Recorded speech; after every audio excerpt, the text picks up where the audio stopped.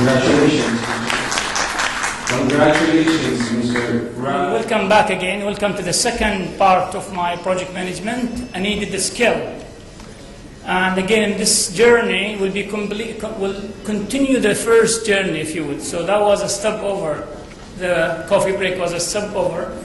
Hopefully we're back now, very energetic, looking forward to hear what comes next. So you have to continue the journey to be a successful and managing project. But listen to what the latest management guru says. They say, as a rule of thumb, we remember 10% of what we read.